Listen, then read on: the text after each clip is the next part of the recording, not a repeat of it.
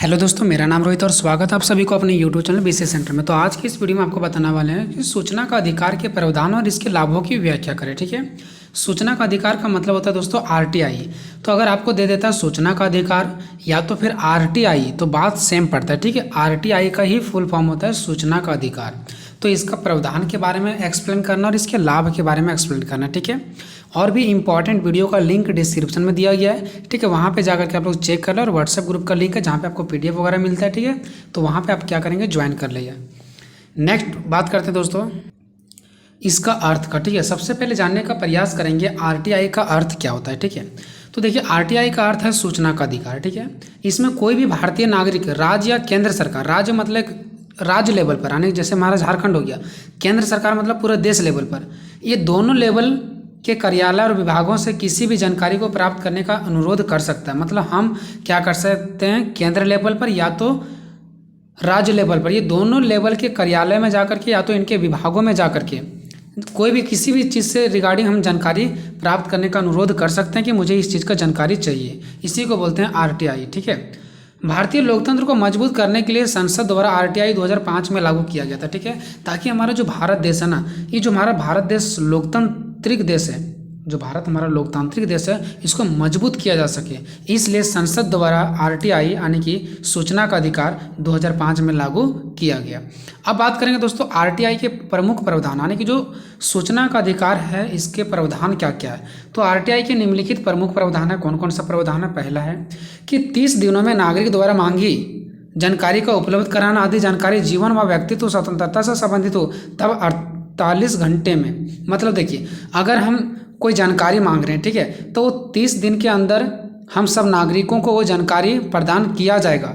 और अगर वो हमारे जीवन और व्यक्तित्व स्वतंत्रता से जुड़ा हुआ है, जीवन व्यक्तित्व स्वतंत्रता मतलब कि अगर हमारा जीवन से जुड़ा हुआ है, मेरे जीवन पर कोई चीज़ का मतलब वो जो हम उसको मांग रहे हैं ना, जो भी चीज़ की जानकारी हम उनको मांग रहे हैं वो हमारे जीवन से जुड़ा हुआ है या तो फिर हमारे स्वतंत्रता से जुड़ा हुआ है, तो जीवन और स्वतंत्रता थोड़ा इंपॉर्टेंट हो जाता है। तब उसको 30 दिन नहीं बल्कि उसको 48 घंटे में ही सूचना देना पड़ेगा। ठीक है, अगर हमारे जीवन और स्वतंत्रता से संबंधित है तो उसको 48 घंटे के अंदर ही देना पड़ेगा। और अगर स्वतंत्रता और जीवन से अलग कोई मांग है तो उसकी जानकारी 30 दिन के अंदर वो हमको देंगे। ठीक है, और हम मेरा अधिकार है कि हम उससे जानकारी लेंगे और उनका अधिकार है कि वो देंगे हमको जानकारी।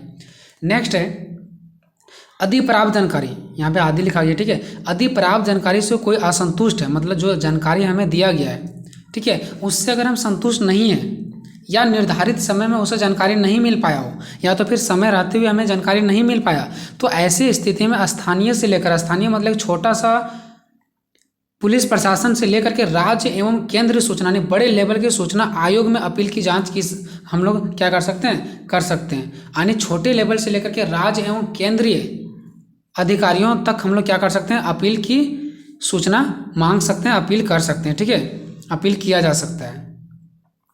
तीसरा इसका प्रावधान है कि इस अधिनियम में यह भी लिखा गया कि अपने सार्वजनिक अधिकार के दस्तावेजों को कंप्यूटर में सुरक्षित रखेंगे। देखिए, इस अधिनियम में यह भी लिखा गया है कि जितने सारे सार्वजनिक यानी कि सरकारी अधिकार के दस्तावेज हैं, डॉक्यूमेंट हैं, कागज पत्र हैं, वो सब तो एक जिरॉक्स के रूप में रखेंगे, साथ में कंप्यूटर में भी सुरक्षित रखेंगे। जितने भी सारे जानकारी है वो एक पेज के तौर पर भी रखेंगे, डॉक्यूमेंट के तौर पर भी रखेंगे और कंप्यूटर में भी रखा जाएगा वो सारे सूचनाओं, सारे चीज़ों को।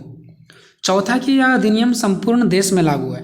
यह जो अधिनियम है ना, सूचना का अधिकार का अधिनियम, वो पूरे देश में लागू है। ठीक है, ये किसी एक जगह, ये किसी एक राज्य के लिए नहीं है बल्कि पूरे देश के लिए। नेक्स्ट है सिर्फ भारतीय नागरिकों ही इस कानून का फ़ायदा ले सकते हैं। मतलब जो सूचना का अधिकार है कि हम सीधे जाएंगे और बोलेंगे हमको इस चीज़ का सूचना चाहिए, तो हम सब नागरिकों को सूचना मिलेगा, जरूर मिलेगा, ये अधिकार में लिखा गया है, लेकिन सिर्फ ये भारतीय लोगों को ही, दूसरे लोगों को नहीं। छठा है जनता अपनी जानकारी किसी भी रूप में मांग सकती है। पत्र के माध्यम से भी मांग सकती है, वीडियो के माध्यम से, ऑडियो के माध्यम से, चित्र के माध्यम से, किसी भी माध्यम से वो जानकारी मांग सकती है। ठीक है, जानकारी का डिमांड कर सकती है। नेक्स्ट है सरकार को जानकारी बनाए रखनी होगी। सरकार को क्या करना होगा, जानकारी बनाए रखना होगा और सक्रिय रूप से उसका खुलासा भी करना होगा। समझ गया ना, सरकार को हर एक जानकारी रखना पड़ेगा और हर एक जानकारी का खुलासा भी जनता के सामने करना पड़ेगा। नेक्स्ट है 8वां नंबर, समय पर सूचना उपलब्ध ना कराने, गलत, अपूर्ण या भ्रामक या विकृत सूचना देने पर दंड का प्रावधान करती है। मतलब अगर गलत सूचना प्रावधान किया जाएगा तो उसमें दंड दिया जाएगा अधिकारियों को। नेक्स्ट 9 नंबर, यह अधिनियम जम्मू और कश्मीर को छोड़कर अन्य सभी राज्यों पर लागू होता है। देखिए, जहाँ भी हमें अधिकार की बात आता है तो जम्मू और कश्मीर को छोड़ करके हमें पूरे देश में सभी को एक जैसा अधिकार प्राप्त है, ठीक है। लेकिन जम्मू और कश्मीर वाले लोगों को कुछ विशेष अधिकार प्राप्त है, मतलब उन लोगों से हम लोग तुलना नहीं कर सकते हैं। हर भारत के लोगों से तुलना कर सकते हैं, बट जम्मू और कश्मीर से थोड़ा हट करके, ठीक है। नेक्स्ट, इस अधिनियम के प्रावधानों के तहत भारत का कोई भी नागरिक किसी भी सरकारी प्राधिकरण से सूचना प्राप्त करने हेतु अनुरोध कर सकता है। मतलब भारत का कोई भी नागरिक कहीं भी किसी भी कहीं भी जाकर के, ठीक है, क्या कर सकता है, सूचना प्राप्त करने का अनुरोध कर सकता है, सूचना मांग सकता है। ये हो गया दोस्तों इसका प्रावधान, ठीक है। अब बात करते हैं सूचना का अधिकारों का लाभ, कि जो सूचना का अधिकार हमें प्रावधान प्राप्त है, सूचना का अधिकार जो हम सब नागरिकों को आरटीआई प्राप्त है, उससे हमें क्या क्या लाभ होगा, ठीक है। तो देखिए दोस्तों, यहाँ पे सूचना का अधिकार अधिनियम जिसको आरटीआई कहते हैं, इसके कई लाभ है, ठीक है।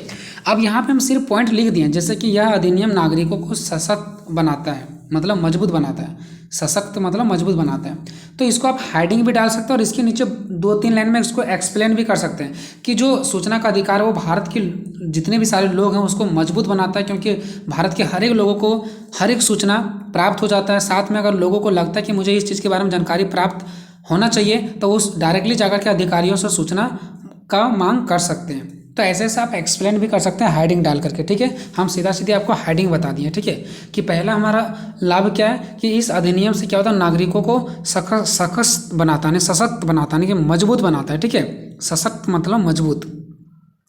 यह सरकार की कार्यशैली में पारदर्शिता लाता है। मतलब यह जो क्या है ना, सूचना का अधिकार से सरकार की जो जितनी भी सारे कार्य प्रणाली है उसमें पारदर्शिता, मतलब सरकार के कार्यों की स्पष्ट हमें जानकारी मिलता है कि सरकार क्या कर रही है, नहीं कर रही है, क्या उनके पास सूचना है, क्या नहीं है। इससे सरकार की कार्यशैली यानी कि उनके कार्यों के बारे में पारदर्शिता मतलब स्पष्ट रूप से हमें प्राप्त होता है।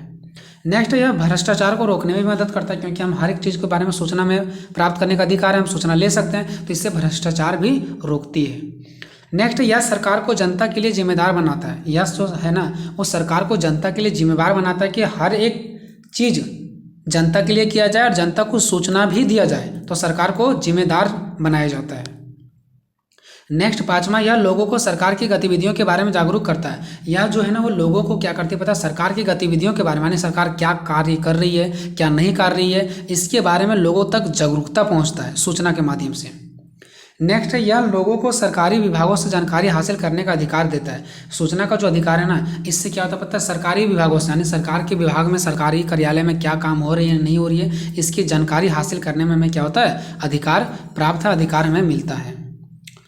नेक्स्ट है दोस्तों 7वां, यह लोगों को उच्च अधिकारियों से सीधे जवाब पाने में मदद करता है।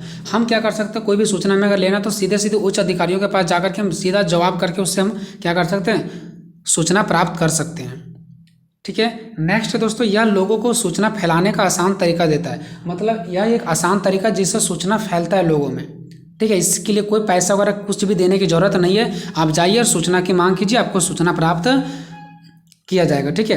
नेक्स्ट, लोगों को बेहतर जानकारी वाले बनाता है। देखिए, और लोगों के पास सारा जानकारी भी तो प्राप्त होता है। जब सूचना दिया जाता है लोगों को तो लोगों के पास बहुत सारी जानकारियाँ प्राप्त होती है, तो यहाँ से लोग क्या होते हैं, बेहतर बन जाते हैं, बेहतर जानकारी वाले बनते हैं, ठीक है।